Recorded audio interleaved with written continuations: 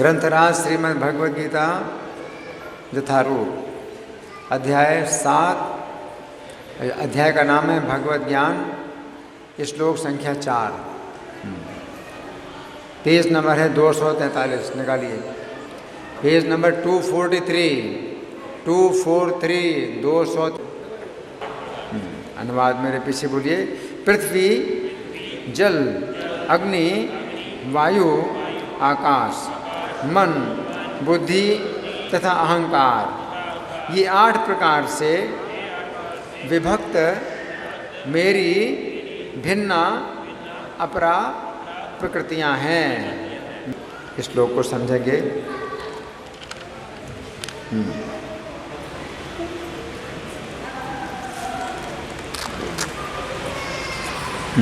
भगवान कह रहे हैं, भूमि रापो नलो वायु खम मनो बुद्धि रे विचार। भगवान कह रहे हैं कि मेरी प्रकृति 8 प्रकार से विभक्त है। भगवान कह रहे हैं कि मेरी प्रकृति 8 प्रकार से विभक्त है। पहला विभाजन क्या है? पृथ्वी, दूसरा जल, तीसरा अग्नि, चौथा वायु, 5वां आकाश, 6वां मन, 7वां बुद्धि, 8वां अहंकार। तो भगवान कह रहे हैं कि मेरी प्रकृति 8 प्रकार से विभक्त है ना। अब हम सुनेंगे प्रभुपाद तात्पर्य में क्या लिखते हैं। श्रील प्रभुपाद की जय। ईश्वर विज्ञान भगवान की स्वाभाविक स्थिति तथा उनकी विविध शक्तियों का विश्लेषण करता है। तो ये जो भगवद गीता है, ये क्या है? एक विज्ञान है। ये विज्ञान है, असली विज्ञान ये है। और ये विज्ञान किसका है? ईश्वर का है, जो ईश्वर ने ही बताया है। इस विज्ञान में कुछ बदलाव नहीं होता है। क्यों? ये पूर्ण है। ये जो विज्ञान है ये पूर्ण है। भगवान के पास पूर्ण ज्ञान है।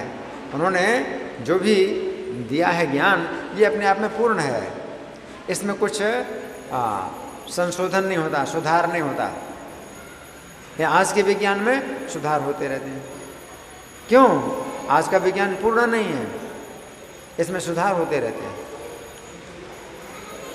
लेकिन भगवान का जो विज्ञान है ये पूर्ण है। और भगवान क्या बता रहे हैं कि मेरी प्रकृति 8 प्रकार से विभक्त है। आज का विज्ञान क्या मानता है कि प्रकृति से ही पूरी दुनिया बनी। अगर आप किसी वैज्ञानिक से पूछें कि ये सब कैसे बना है, तो भगवान को तो मानते नहीं, भगवान को नहीं मानते। क्या कहते हैं? नेचर है, ये नेचर ने बनाया, नेचर से बनाया, प्रकृति से बनाया। लेकिन प्रकृति की आप बात कर रहे हैं, तो प्रकृति किसकी है? हमेशा प्रश्न उठता है कि किसकी प्रकृति है? प्रकृति अपने आप में कुछ नहीं होती है जब तक किसी व्यक्ति की बात ना करें किसकी प्रकृति है।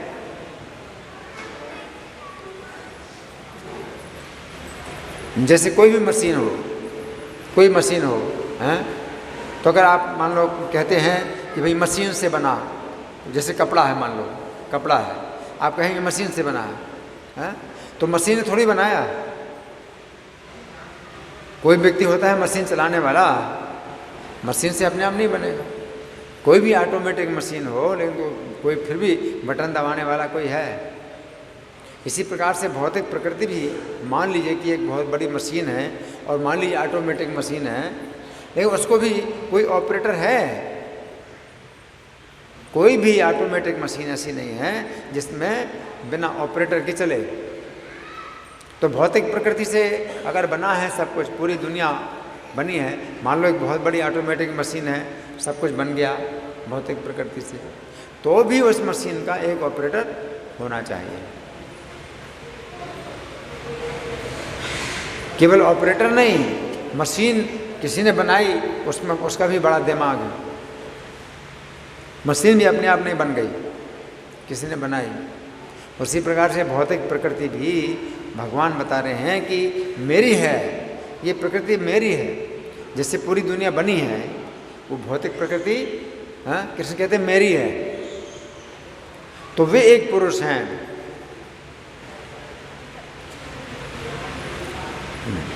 आगे प्रभुपाद लिखते हैं,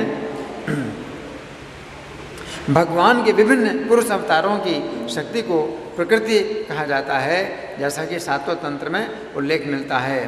विष्णुस्तु त्रीणि रूपाणि पुरुषाख्यान्यथो विदुः, एकम तु महता सृष्टि, द्वितीयं तुंड संस्थितं, तृतीयं सर्वभूतस्थं, तान् ज्ञात्वा विमुच्यते। सृष्टि के लिए भगवान कृष्ण का स्वांश 3 विष्णुओं का रूप धारण करता है। पहले महाविष्णु हैं जो संपूर्ण भौतिक शक्ति महातत्व को उत्पन्न करते हैं। द्वितीय गर्भोदकशाही विष्णु हैं जो समस्त ब्रह्मांडों में प्रविष्ट होकर उनमें विविधता उत्पन्न करते हैं। तृतीय क्षीरोदकशाही विष्णु हैं जो समस्त ब्रह्मांडों में सर्वव्यापी परमात्मा के रूप में फैले हुए हैं और परमात्मा कहलाते हैं। ये प्रत्येक परमाणु तक के भीतर उपस्थित हैं। जो भी इन तीनों विष्णु रूपों को जानता है वो भव बंधन से मुक्त हो जाता है। ये भौतिक जगत भगवान की शक्तियों में से एक का क्षणिक प्राकट्य है। तो प्रभुपाद क्या करें कि भगवान की शक्तियाँ तो बहुत हैं, उनमें से एक शक्ति से जो है ये भौतिक जगत उत्पन्न होता है। और ये क्या है? क्षणिक प्राकट्य है। ये भौतिक जगत क्या है? अनित्य है, उत्पन्न होता है, नष्ट होता है। ये भौतिक जगत भगवान की प्रकृति से उत्पन्न होता है और फिर नष्ट हो जाता है ना। क्षणिक प्राकट्य है। इस जगत की सारी क्रियाएं भगवान कृष्ण के इन तीनों विष्णु अंशों द्वारा निर्देशित हैं।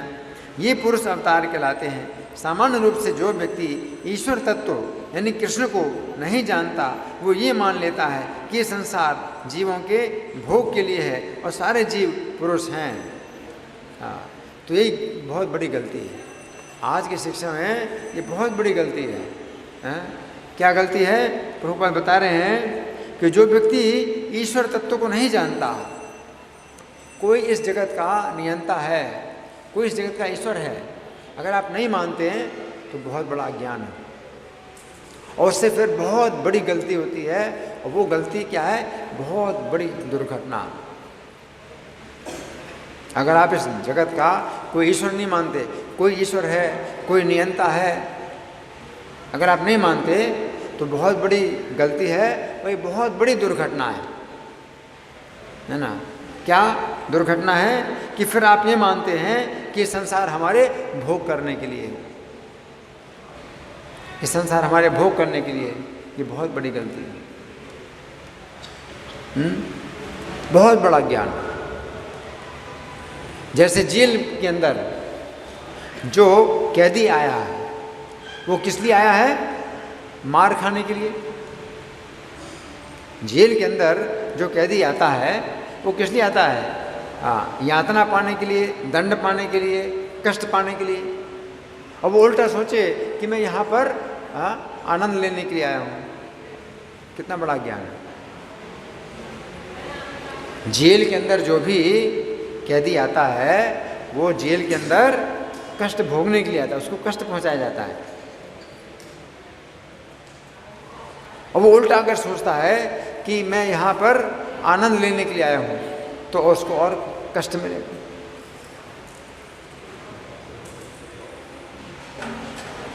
ये अज्ञान है। ये भौतिक संसार जिस पुरुष का है, जिस पुरुष का नियंत्रण है इस भौतिक संसार में, अगर हम उसके साथ अच्छे संबंध नहीं बनाते हैं तो हमें यहाँ पर क्या मिलता है? कष्ट मिलता है, कष्ट दिया जाता है। जैसे जेल के अंदर जो कैदी है उसको उतना ही कष्ट दिया जाता है जितना अधिक वो सरकार से विद्रोह करता है, सरकार के खिलाफ। आप जितना व्यवहार करते हैं उतना ही जेल के अंदर आपको कष्ट दिया जाएगा। उसी प्रकार से इस जगत के जो भगवान हैं, कृष्ण हैं, जो ईश्वर हैं, स्वामी हैं, तो उनके हम जितने खिलाफ होते हैं और अपने को स्वतंत्र मानते हैं उतना देख हम कष्ट पाते हैं।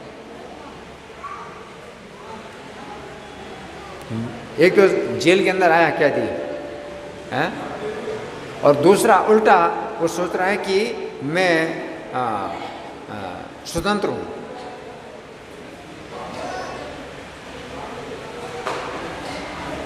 जेल के अंदर अगर आया है तो उसको बलपूर्वक लाया गया है। जेल के अंदर कोई अपनी इच्छा से नहीं आता, लेकिन जब आ गया जेल के अंदर तो सोचता है कि मैं अपनी इच्छा से आया हूँ और मैं स्वतंत्र हूँ। कितना गलत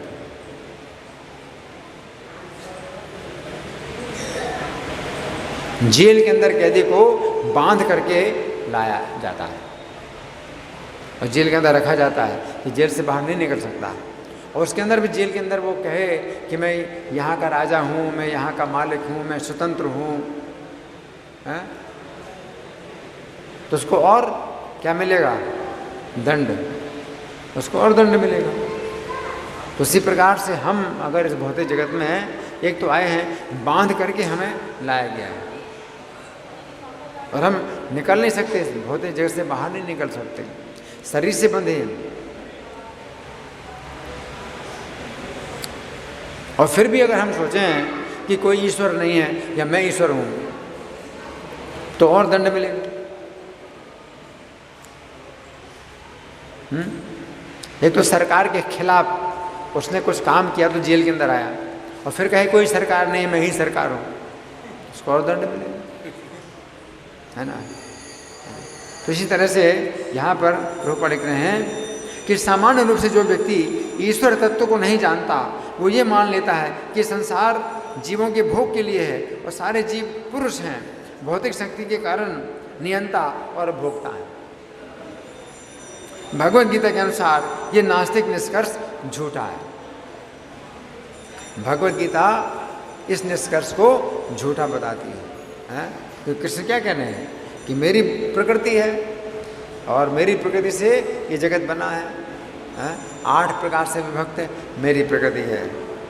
आगे प्रस्तुत श्लोक में कृष्ण को इस जगत का आदि कारण माना गया है।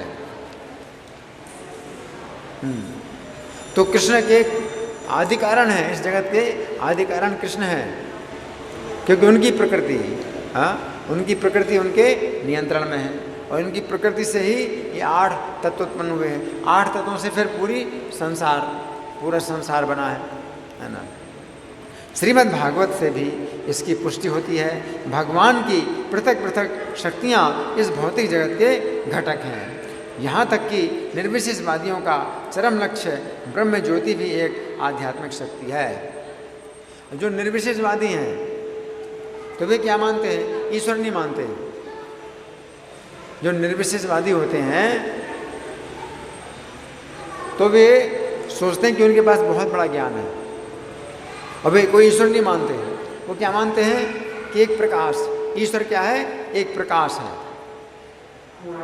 क्या बोलते हैं? God is light. गलत है। ईश्वर भी एक व्यक्ति है, जैसे आप व्यक्ति हैं ऐसे ईश्वर भी एक व्यक्ति है। लाइट तो जड़ वस्तु है, लाइट तो जड़ वस्तु है, तो आप ईश्वर को जो है प्रकाश कैसे मान सकते हैं? ब्रह्म ज्योति ईश्वर का प्रकाश है, ब्रह्म ज्योति ईश्वर का प्रकाश है। तो ईश्वर की शक्ति है, भगवान की ही चेतन शक्ति सब जगह व्याप्त है, इसे ब्रह्म कहते हैं, ब्रह्म ज्योति। तो कोई व्यक्ति अगर ब्रह्म ज्योति को मानता है और भगवान को नहीं मानता है ना, तो ये अज्ञान है।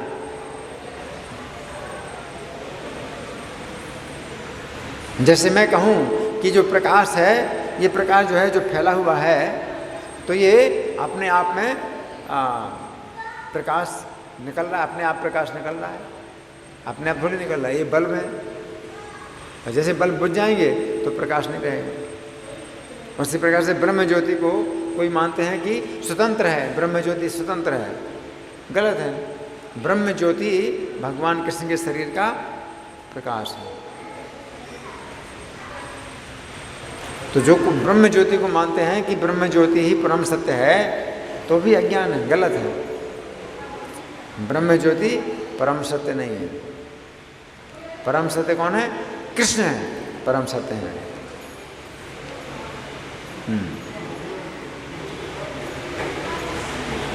जो परब्यों में प्रकट होती है। ब्रह्म ज्योति में वैसी भिन्नताएं नहीं जैसे कि वैकुंठ लोकों में है। तो कोई लोग ब्रह्म ज्योति में जाना चाहते हैं, भाई ब्रह्म ज्योति में हम लीन हो जाएं, तो वो सोचते हैं भाई हमको मुक्ति मिल गई, मुक्ति पाना चाहते हैं, लेकिन ब्रह्म ज्योति में लीन होना चाहते हैं। लेकिन ब्रह्म ज्योति में कोई विविधता नहीं है, मतलब प्रकाश ही प्रकाश है। लेकिन वैकुंठ में क्या है? प्रकाश भी है और वैरायटीज भी हैं। तो आनंद कहाँ आएगा? वैकुंठ में आएगा कि ब्रह्म ज्योति में? वैकुंठ में प्रकाश भी है और विविधता भी है, वैरायटीज है ना। और ब्रह्म ज्योति में क्या है? प्रकाश है लेकिन वैरायटीज नहीं है, विविधता नहीं है। तो कहाँ ज़्यादा आनंद आएगा? ब्रह्म ज्योति में ज़्यादा आनंद आएगा या वैकुंठ में? वैकुंठ में ज़्यादा आनंद आएगा, है ना। फिर भी निर्विशेषवादी इस ब्रह्म ज्योति को चरम शाश्वत लक्ष्य स्वीकार करते हैं। फिर भी उनका हठ जिद है कि नहीं, ब्रह्म ज्योति चरम लक्ष्य है। ब्रह्म ज्योति को सर्वोच्च मानते हैं, है ना। परमात्मा की अभिव्यक्ति भी चिरोदक्षाय विष्णु का एक क्षणिक सर्वव्यापी पक्ष है। और जो हृदय में परमात्मा है, तो कुछ लोग सोचते हैं भाई हृदय में जो परमात्मा है तो वही सर्वोच्च है, हमें उनका ही ध्यान करना है। हृदय में से जो परमात्मा उनका ध्यान करना है ना। तो प्रभु बताते हैं कि हृदय में जो परमात्मा है वो भी कृष्ण के अंश के अंश है। क्योंकि कृष्ण के अंश कारणोदक्षाय विष्णु, कारणोदक्षाय विष्णु के अंश गर्भोदक्षाय विष्णु, गर्भोदक्षाय विष्णु के अंश क्षीरोदक्षाय विष्णु, क्षीरोदक्षाय विष्णु ने ही विस्तार किया है सबके हृदय में परमात्मा के रूप में। तो कृष्ण के अंश के अंश के अंश परमात्मा है ना। आध्यात्मिक जगत में परमात्मा की अभिव्यक्ति शाश्वत नहीं होती। तो भौतिक जगत में परमात्मा है, यानी भगवान कृष्ण ने अपना विस्तार किया है सब प्राणियों के हृदय में परमात्मा के रूप में। क्यों? क्योंकि हमने भगवान को छोड़ दिया, लेकिन भगवान हमें नहीं छोड़ रहे हैं, इसलिए परमात्मा के रूप में अपना विस्तार करते हैं, हमारे साथ रहते हैं। उनकी दया है। हम भूले हुए हैं भगवान को, हमने भुला दिया, हमने भगवान को छोड़ दिया, लेकिन भगवान हमको नहीं छोड़ रहे हैं, परमात्मा के रूप में हमारे साथ हैं वो। तो कृष्ण ने अपना विस्तार किया है परमात्मा के रूप में, लेकिन कृष्ण अपने धाम में है, तो वे जो है कारण हैं, हर चीज़ के कारण है। हम वहाँ से कृष्ण को छोड़ करके आए इस भौतिक जगत में, तो कृष्ण परमात्मा के रूप में अपना विस्तार करते हैं हमारे हृदय में, लेकिन असली घर हमारा कहाँ पर है? वहाँ है। परमात्मा थोड़ी हमें घर प्रदान करते, परमात्मा तो हमें रास्ता दिखाएंगे। क्या रास्ता दिखाएंगे? कि हम कृष्ण के धाम में कैसे जाएं। परमात्मा तो एक गुरु के रूप में हमारे हृदय में है, कृष्ण के एक विस्तार है। लेकिन हमें जानना किसको? कृष्ण को जानना है ना। अतः यथार्थ परम सत्य तो श्री भगवान कृष्ण हैं। वे पूर्ण शक्तिमान पुरुष हैं और उनकी नाना प्रकार की भिन्न तथा अंतरंगा शक्तियाँ होती हैं। जैसा कि ऊपर कहा चुका है, भौतिक शक्ति 8 प्रधान रूपों में व्यक्त होती है। इनमें से प्रथम 5 पृथ्वी, जल, अग्नि, वायु तथा आकाश स्थूल हैं। ये 8 प्रकार से जो विभक्त है प्रकृति, इसमें 5 तत्व स्थूल हैं, है ना। कौन कौन से? पृथ्वी, जल, अग्नि, वायु, आकाश, ये स्थूल हैं 5। हाँ, अथवा विराट सृष्टि कहलाती है। ये विराट भी है। पृथ्वी कितनी है? पृथ्वी कोई सीमा नहीं, कितनी पृथ्वी फैली पड़ी है। जल कितना है, कोई नाप तोल नहीं है। पानी कितना पानी है ना। पृथ्वी जल अग्नि, अग्नि भी का भी जो है कोई नाप तोल नहीं है, कितनी आग है ना। अग्नि, पृथ्वी जल अग्नि, वायु, हवा, कितनी हवा है, आप उसको भी नाप नहीं सकते। आकाश, आकाश का भी कोई ओर छोर नहीं, कितना आकाश है। तो ये पांचों जो है स्थूल तत्व हैं, ये विराट तत्व हैं, जिनमें 5 इंद्रिय विषय जिनके नाम हैं शब्द, स्पर्श, रूप, रस, गंध सम्मिलित रहते हैं। तो 5 विषय इनमें हैं, 5 तत्वों में 5 विषय हैं। सबसे पहले आकाश। आकाश में केवल शब्द है, आकाश में केवल शब्द है और कुछ नहीं है। आकाश से आप जो है केवल आवाज़ सुन सकते हैं, या आकाश में स्पर्श नहीं है, आप छू नहीं सकते आकाश को। स्पर्श, रूप, आकाश का कोई रूप नहीं है, आकाश का कोई रस नहीं है कि आप स्वाद ले सकते हैं। आकाश में कोई गंध भी नहीं है, कोई गंध, किसी प्रकार की भी महक नहीं है आकाश में। केवल आकाश में क्या है, शब्द। शब्द से ही आप जान सकते हैं आकाश को। उसके बाद जो वायु है उसमें क्या है, शब्द भी है, स्पर्श भी है। हवा, हवा की पहचान आप करते हैं, आवाज़, आवाज़ पैदा करती है हवा, तो आपको पता चलता है कि हाँ हवा चल रही है। और स्पर्श भी होता है, हवा का स्पर्श भी होता है। आकाश में स्पर्श नहीं है, हवा में आवाज़ भी है और स्पर्श भी है। लेकिन रूप नहीं है, हवा में कोई रूप नहीं है, रस नहीं है, स्वाद नहीं है और गंध भी नहीं है। हवा में कोई गंध नहीं है। हवा तो जो है गंध को एक स्थान से दूसरे स्थान में ले जाता है, हवा में अपनी कोई सुगंध नहीं है। सुगंध, दुर्गंध हवा में नहीं होती। फिर अग्नि, अग्नि में क्या है, शब्द भी है, आग से आवाज़ निकलती है, स्पर्श भी है, छुओ तो जलाएंगे, स्पर्श भी है और रूप भी है। अग्नि का रूप दिखाई पड़ता है ना। लेकिन क्या नहीं है, रस नहीं है। अग्नि में स्वाद नहीं है कुछ, और गंध नहीं है, अग्नि में गंध नहीं है। अग्नि में 3 विषय हैं। इसके बाद जो जल है उसमें 4 हैं। शब्द भी है, आकाश में, पानी में आवाज़ होती है, शब्द, स्पर्श भी है, पानी में स्पर्श भी है, और पानी में रूप भी है, दिखाई पड़ता है, और रस भी है, पानी में रस मिलता है।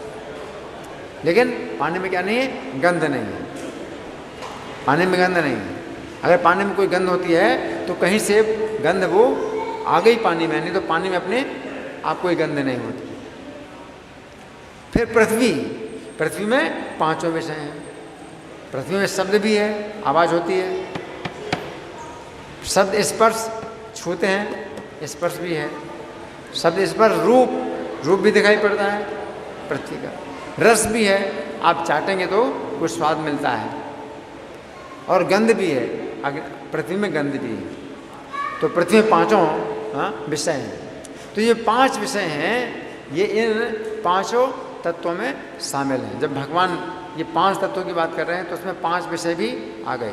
तो इस तरह से अगर देखें तो प्रकृति के कितने तत्व हो गए, 8 वो और 5 और, कितने हो गए, 8, 5, 13 तत्व हो गए।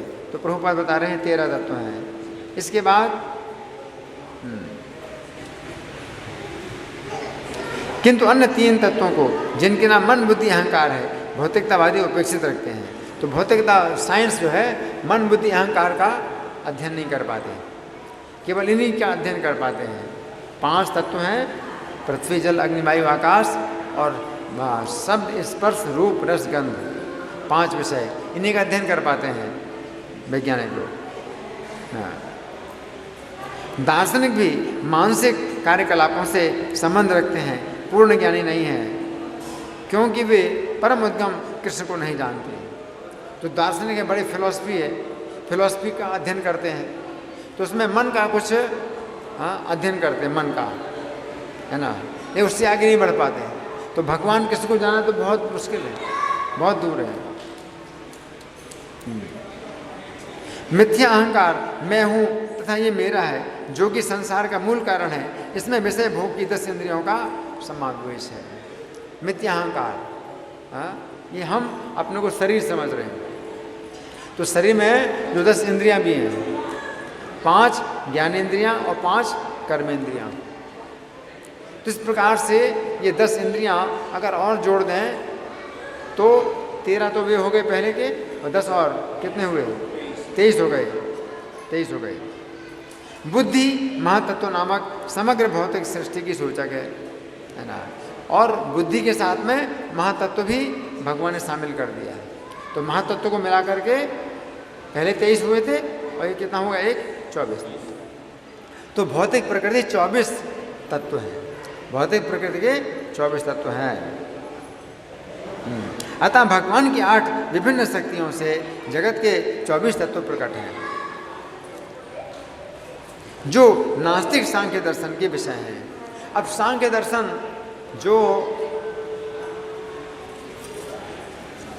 जो फिलॉसफी है, जो अध्ययन करते हैं फिलॉसफी का, तो एक नास्तिक फिलॉसफी है, उसमें वो इन 24 तत्वों का दर्शन अध्ययन करते हैं। बस 24 तत्वों के ऊपर जाते हैं कहीं। 24 तत्वों से ऊपर कौन है? भगवान कृष्ण है। तो कृष्ण को नहीं जानते, ना जीवात्मा को जानते हैं, ना कृष्ण को जानते हैं, है ना। तो नास्तिक फिलॉसफी है। ये मूलतः कृष्ण की शक्तियों की उपशाखाएं हैं और उनसे भिन्न है। किंतु नास्तिक सांख्य दार्शनिक अल्प ज्ञान के कारण ये नहीं जान पाते कि कृष्ण समस्त कारणों के कारण है। तो नास्तिक लोग हैं, नास्तिक लोगों का एक हट, एक जिद होती है कि वे ईश्वर को नहीं मानना चाहते। नास्तिकों की एक जिद है कि वे ईश्वर को नहीं मानना चाहते, जबकि हर समय ईश्वर की आप अनुभूति कर सकते हैं। हर समय आप ईश्वर की अनुभूति कर सकते हैं। जैसे आप श्वास ले रहे हैं, तो आप श्वास ले रहे हैं, आपकी श्वास भी जो चल रही है, तो ये आपकी शक्ति से नहीं चल रही। आप सो रहे हैं तो भी आपकी श्वास चल रही है ना। तो मतलब कोई ईश्वर है जो आपको श्वास दे रहा है, आपके अंदर श्वास लेने की भी शक्ति नहीं है। आप सो रहे हैं, आपका भोजन पेट में पच रहा है ना। कौन पचा रहा है? आप तो नहीं पचा रहे हैं। अगर भोजन ना पचे तो आपको भूख नहीं लगेगी, आप कुछ खा नहीं सकते, और खा नहीं सकते तो जीवन नहीं रहेगा, मर जाएंगे।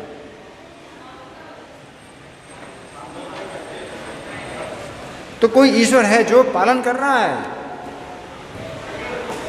हमारे शरीर में खून का संचार हो रहा है, हम तो नहीं कर रहे हैं, कौन कर रहा है?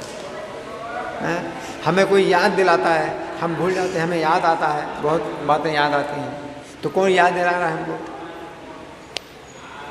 हमें अपने आप तो कुछ याद आता नहीं, हम तो भूलते रहते हैं। तो कोई ईश्वर है जो हमें याद दिला रहा है कि हमें ये करना, वो करना। तो ईश्वर की अनुभूति हर समय आप कर सकते हैं। सोचिए, जैसे पेड़ हैं, पेड़ हैं, देखिए पेड़ की पत्तियां ये मिट्टी से कैसे निकलती हैं? कोई बना सकता है ऐसी पत्ती? ये पेड़ से लकड़ी भी कोई बना सकता है? मिट्टी से ये जो लकड़ी बना सकते हैं? नहीं बना सकते। मिट्टी से पेड़ पैदा होते हैं, फल पैदा होते हैं, फूल पैदा होते हैं, उनके रंग, कितने प्रकार के रंग निकलते हैं फूल में, कितनी सुंदरता होती है फूलों में। कोई बना रहा है ना। जैसे कि आपके फैक्ट्री में जो है कोई पुर्जे बनते हैं, नट बोल्ट बनते हैं, कोई सामान बनता है, तो आप सोचते हैं भाई किसी की फैक्ट्री है, अपना दिमाग लगाया है और ये चीज़ें बन रही हैं। उसी प्रकार से ये वृक्ष हैं, फूल हैं, फल हैं, ये सब पैदा हो रहे हैं। तो कोई तो ईश्वर है किसी का, ये सब जो है कारोबार है जो चल रहा है। कैसे हो रहा है? आप कैसे कह सकते हैं कि प्रकृति से हो रहा है सब कुछ? प्रकृति जो है भगवान की एक शक्ति है जो कि कार्य कर रही है, और शक्तिमान वो है, कृष्ण है। तो अगर आप ईश्वर को अगर आप नहीं मानते हैं तो समझिए कि पशु की बुद्धि है, पशु जैसे कोई पशु हो, मनुष्य नहीं है। मनुष्य को जो है ईश्वर के सामने झुकना पड़ता है, और मनुष्य को बुद्धि ऐसी मिली है ईश्वर के सामने झुके। और जो व्यक्ति इस मनुष्य की बुद्धि का प्रयोग नहीं करता है, ईश्वर के सामने नहीं झुकता है, उसको मनुष्य का जीवन दोबारा नहीं मिलता है। पशु पक्षियों की योनि में जाओ।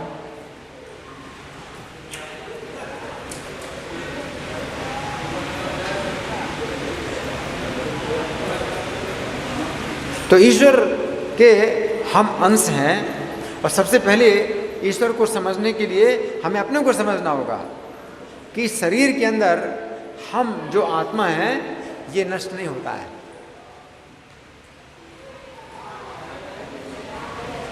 अगर हम जो ईश्वर के अंश हैं, अगर हम नष्ट नहीं होते हैं, तो फिर ईश्वर क्या है हमें समझना है।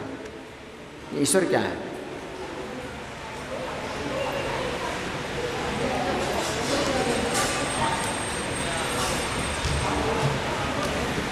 एक यही बहुत बड़ी चुनौती है हमारी आज की शिक्षा के सामने। आज की शिक्षा इस बात को जो नहीं मान रही है, हमारी चुनौती है कि कैसी शिक्षा है। आज की शिक्षा ये नहीं मान रही है कि शरीर के अंदर कोई ऐसी वस्तु है जो नष्ट नहीं हो रही। कैसी शिक्षा है? मनुष्य की बुद्धि आपको मिली है, आप थोड़ा विचार करिए मनुष्य की बुद्धि के द्वारा कि आप शरीर में आप क्या हैं, आप विचार करिए। ये शरीर जो है बचपन की अवस्था में कोई आकार होता है, कुछ आकार है इस शरीर का। जवानी में बिल्कुल अलग शरीर हो जाता है, शरीर बिल्कुल बदल गया, और आप क्या कहते हैं? मैं वही हूँ। क्या चीज़ है वो जो नहीं बदला? ये शरीर पूरा बदल गया है। 20 साल पहले ये शरीर नहीं था। इस समय जो शरीर दिखाई दे रहा है 20 साल पहले बिल्कुल दूसरा शरीर था। अभी 20 साल में ये शरीर पूरा बदल चुका है, कुछ भी वैसा नहीं है। 20 साल पहले जैसा था उसमें कुछ भी नहीं है, सब बदल चुका है। ये आप क्या कहते हैं? मैं वही हूँ। तो वो कौन है जो नहीं बदला? वो आप हैं। तो हम शरीर में नष्ट नहीं हो रहे हैं, बदल नहीं रहे हैं, शरीर बदल रहा है। और उसी प्रकार से ये शरीर जब नष्ट हो जाएगा तो दूसरे शरीर प्राप्त होगा। इसको समझने में क्या दिक्कत है?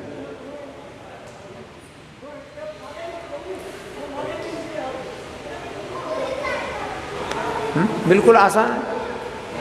आज की शिक्षा में अगर इतना भी ज्ञान नहीं है तो क्या शिक्षा है?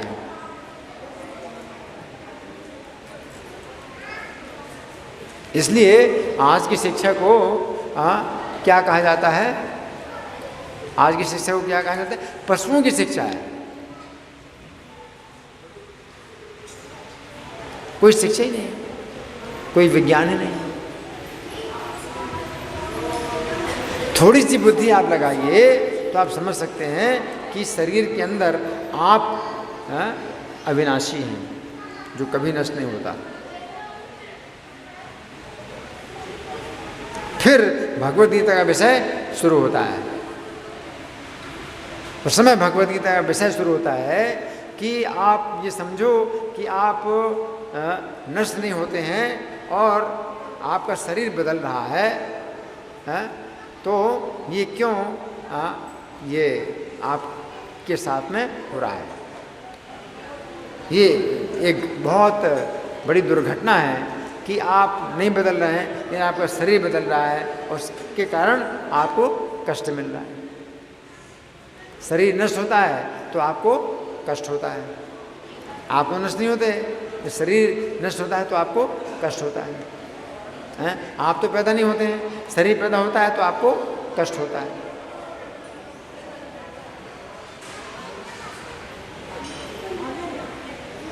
तो भगवान के स्थान में जहाँ भगवान हैं, भगवान के धाम में हमें ऐसा शरीर मिलता है जो बदलता नहीं।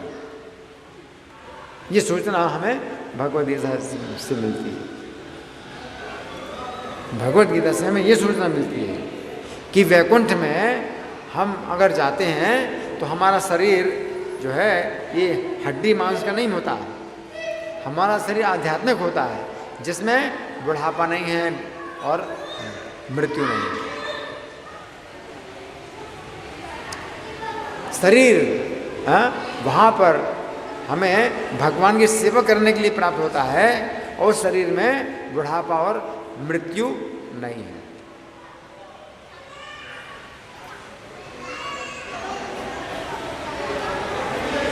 कोई बुढ़ापा नहीं चाहता, मृत्यु नहीं चाहता, लेकिन यहाँ पर हर व्यक्ति को बुढ़ापा आता है और मृत्यु आती है। लेकिन अगर आप भगवान के धाम में जाते हैं तो वहाँ पर बुढ़ापा नहीं है और मृत्यु नहीं है। अब हम कुछ चर्चा करेंगे। इसमें जो बताए गए 8 तत्व हैं, प्रकृति, पृथ्वी, सबसे पहला पृथ्वी तत्व है। तो पृथ्वी तत्व के 5 लक्षण हैं, इसको समझिए। पृथ्वी तत्व के 5 लक्षण। पृथ्वी तत्व क्या होता है ना। जैसे आप कहते हैं ये जमीन, ये तो पृथ्वी है ना, इसी को कहते हैं पृथ्वी। इसके 5 लक्षण हैं, समझिए। पृथ्वी से अर्चा विग्रहों का निर्माण किया जाता है, जैसे यहाँ पर अर्चा विग्रह है ना। पृथ्वी से भगवान के विभिन्न रूप प्रकट होते हैं। कपिल देव के इस कथन से पुष्टि होती है कि पूर्ण पुरुषोत्तम भगवान के अर्थात ब्रह्म के असंख्य रूप हैं जिनका शास्त्रों में वर्णन मिलता है। पृथ्वी तथा इसके उत्पादों यथा पत्थर, लकड़ी और रत्न को ठीक से बनाकर ब्रह्म के इन स्वरूपों को हमारे समक्ष प्रस्तुत किया जा सकता है। जब मिट्टी की मूर्ति के द्वारा भगवान श्री कृष्ण या भगवान विष्णु का स्वरूप प्रस्तुत किया जाता है तो यह काल्पनिक नहीं होता। पृथ्वी भगवान के स्वरूपों को शास्त्रों में वर्णित आकार प्रदान करती है। पृथ्वी से भगवान की मूर्तियाँ बनती हैं, पहले पहचान। दूसरा, पृथ्वी से आवास स्थानों का निर्माण किया जाता है। पृथ्वी से घर मकान भी बनाए जाते हैं और बड़े बड़े भवन बनाए जाते हैं। तो पृथ्वी तत्व है, पृथ्वी तत्व से ही मकान बनते हैं। तीसरा, पृथ्वी से बर्तन बनाए जाते हैं। वे बर्तन चाहे धातु के हों या कांच के हों, ये सभी पृथ्वी के ही रूपांतर हैं। इन बर्तनों में जल रखा जाता है अथवा भोजन की सामग्री रखी जाती है। जितने प्रकार के बर्तन हैं ये पृथ्वी से बनते हैं। पृथ्वी से जो दीवारें बनाई जाती हैं उनके द्वारा आकाश अथवा स्थान का भी विभाजन होता है। पृथ्वी जो दीवार बनाई उससे आकाश का भी विभाजन होता है। जैसे दीवार, इतनी ऊंची दीवार बनाई तो दीवार के जो है आर पार नहीं दिखाई पड़ता है, आकाश का विभाजन हो गया। पृथ्वी से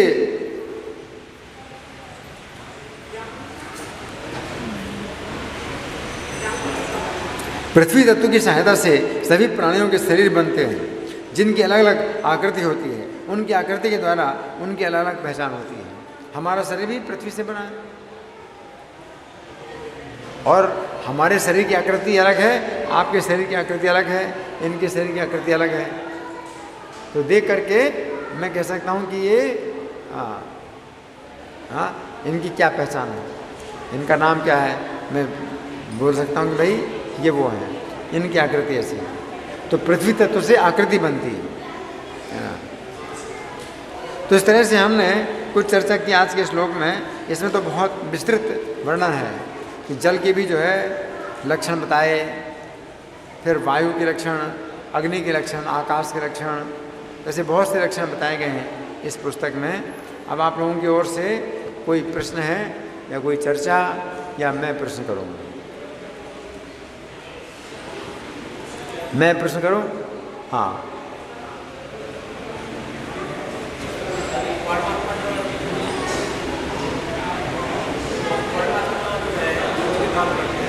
लो माइक लो। क्या परमात्मा?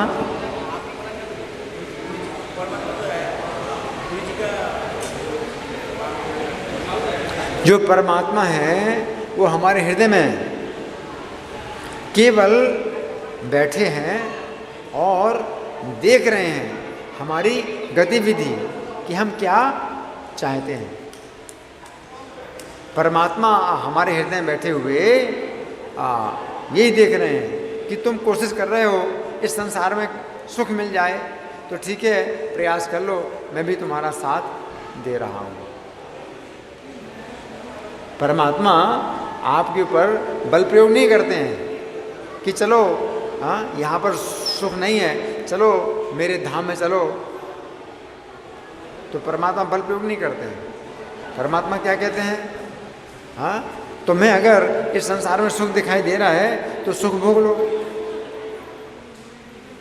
सुख नहीं है लेकिन तुम्हें अगर लगता है कि सुख भोग सकते हो तो प्रयास कर लो। तो परमात्मा की जो भावना है वो जीवों के प्रति, प्रत्येक जीव के प्रति बहुत दया की भावना है, बहुत दया की भावना है।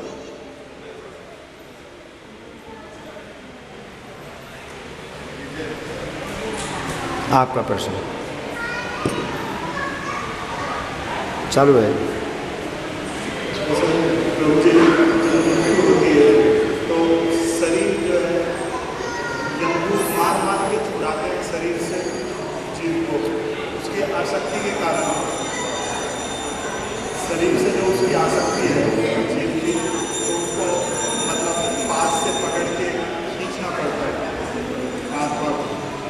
तो यह आत्मा उपलब्ध रहती है शरीर में। शरीर के अंदर जो आत्मा है, बातें नहीं, आपस में बातें नहीं। शरीर के अंदर जो आत्मा है तो वो सूक्ष्म शरीर से ढका है और सूक्ष्म शरीर स्थूल शरीर से ढका है। तो जब जो यमदूत आते हैं तो हमारे सूक्ष्म शरीर को वो निकालते हैं। हमारा जो सूक्ष्म शरीर है वो स्थूल शरीर से निकलता है ना। और जो पापी होते हैं तो उसको जो है गले से बांध करके खींच करके निकालते हैं। जैसे कि कोई पापी होता है ना, तो वो घर में हाँ वो कुछ भी कर रहा हो, उसको गले से बांध करके गिरफ्तार करके ले जाते हैं। तो पापियों को जो है यमदूत जो है गले से रस्सी बांध करके हाँ उसको बाहर निकालते हैं। तो सूक्ष्म शरीर भी स्थूल शरीर के अंदर है। तो सूक्ष्म शरीर को जो है गले से बांध करके वो खींचते हैं और स्थूल शरीर से बाहर निकालते हैं। लेकिन जो पुण्यात्मा लोग होते हैं तो पुण्यात्मा लोग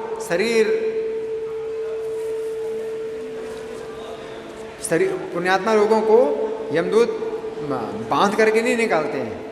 पुण्यात्मा व्यक्ति जो होता है वो शरीर से स्वतः बाहर निकल आता है।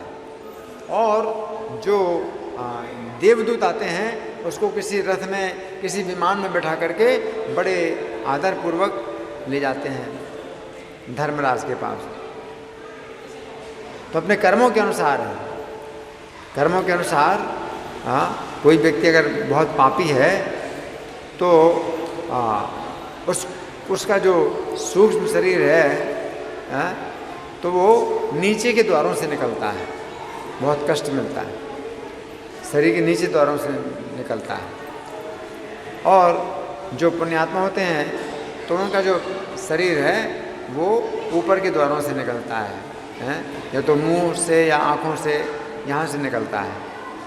तो यहाँ से निकलने में कष्ट नहीं होता है, लेकिन जो मल द्वार से, मूत्र द्वार से जब निकाला जाता है तो उसको बहुत कष्ट होता है।